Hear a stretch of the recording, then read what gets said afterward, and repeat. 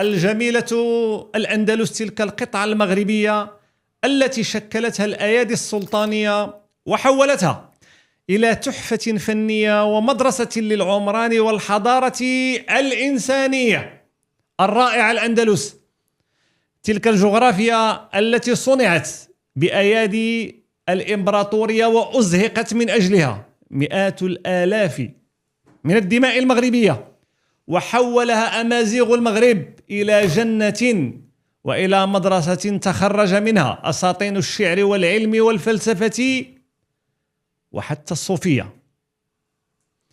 الغالية الأندلس، سرقوا ماضيك وأي جمال سرقوا، وزوروا تاريخك عندما صمت عنه أبناؤك، ومسحوا ملاحم من أسسوا هناك لمعجزات البنيان وفخامة العمران وإبداع المغرب الفنان. وأوهموا البسطاء بأن المغرب كان مجرد جار لا محل له في معادلة الإعمار، ولم يشيد لا قصورا ولا حتى جدار، بل وزعموا أننا مجرد أتباع بعدما كنا الأسياد، وركبوا صهوة الصورة والدراما ليزوروا الحقائق التاريخية.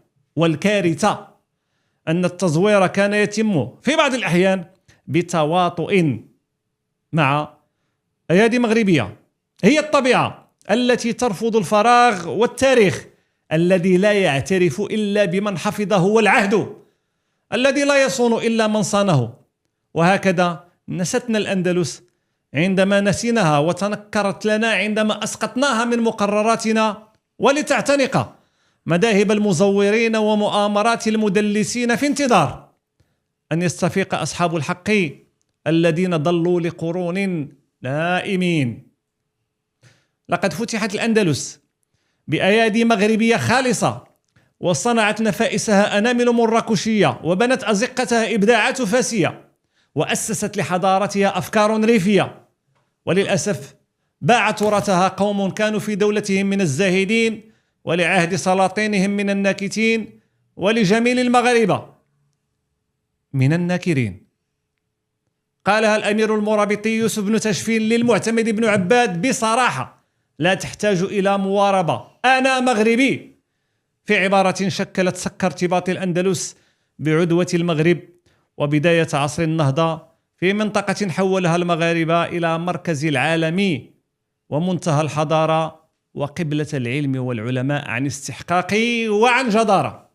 فكيف وقعت الأندلس ضحية أخطر عملية تزوير في التاريخ؟ ومن بنى من؟ ومن كان يتبع لمن؟ ومن هو امتداد لمن؟